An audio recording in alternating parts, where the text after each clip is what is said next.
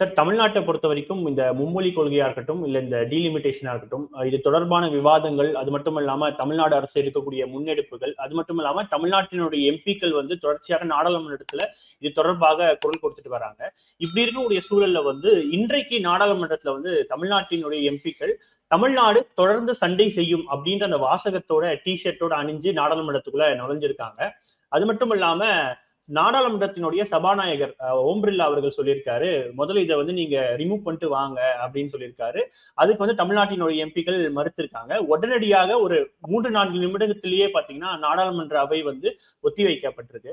இந்த விவகாரத்தை எப்படி பாக்குறீங்க? முதல்ல ஒரு வாசகத்துக்கே ஒன்றிய அரசு இவ்வளவு அஞ்சி நடுங்குமானால் இனி வரக்கூடிய போராட்ட களங்களை எப்படி எதிர்கொள்ள போகிறது ஒன்றிய அரசு என்கிற கேள்விதான் நம் முன்னால் எழுகிறது.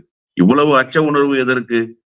நீங்கள் டீலிமிட்டேஷன் என்கிற பெயரால் மக்கள் தொகை கணக்கெடுப்பு என்பதை நடத்தாமலேயே மக்கள் தொகை அடிப்படையில் தொகுதிகளை மறுவரையறை செய்ய வேண்டும் என்கிற திட்டத்தை திரைமறைவில் செய்து முடித்து விடலாம் என்று நினைத்தீர்கள். அதற்கு ஒரு எச்சரிக்கை மணி அடிக்கிறேன் என்கிற பெயரால் உங்களுடைய டீலிமிட்டேஷன் என்கிற அந்த எண்ணத்துக்கே ஒரு மூடு விழா நடத்தி விட்டார் தமிழ்நாட்டினுடைய முதலமைச்சர். எல்லா மாநில முதலமைச்சர்களையும் ஒருங்கிணைப்பார் என்று முதலில் யாருமே எதிர்பார்க்கவில்லை, நான் உட்பட. தென் மாநிலங்களின் மேல் தலைக்கு மேல் கத்தி தொங்குகிறது, தென் மாநிலங்களின் தலைக்கு மேல் கத்தி தொங்குகிறது என்று அவர் சொன்னதற்கு பிறகு தென்னிந்தியாவை ஒருங்கிணைக்க போகிறார் என்றுதான் எல்லோரும் எதிர்பார்த்தார்கள். இப்போது பஞ்சாபினுடைய முதலமைச்சர், ஒரிசாவினுடைய முன்னாள் முதலமைச்சர், இப்படி யாரெல்லாம் இதில் பாதிக்கப்படுகிறார்களோ அவர்களை எல்லாம் தேடி தேடி சந்தித்து அழைத்தது மட்டுமல்லாமல் அவர்கள் எல்லோரையும் அழைத்து வந்து அடுத்த கட்ட நகர்வு என்ன என்பது குறித்து பேச போகிறார் முதலமைச்சர் என்பது இந்திய துணைக்கண்டத்தை ஆண்டு கொண்டிருக்கிற பாரதிய ஜனதா கட்சிக்கு ஒரு மிகப்பெரிய சிக்கலை உருவாக்க போகிறது என்பதை நாம் சொல்லி அவர்கள் உணர வேண்டியதில்லை, இந்த நகர்வுகளின் மூலமாகவே அவர்கள் உணர்ந்து கொண்டிருக்கிறார்கள்.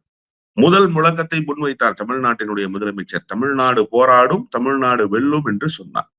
அதைத்தான் இன்றைக்கு நாடாளுமன்றத்தில் தங்களுடைய சட்டையில் பொறிக்கப்பட்டிருக்கிற வாசகங்களாக எடுத்து செல்கிறார்கள்.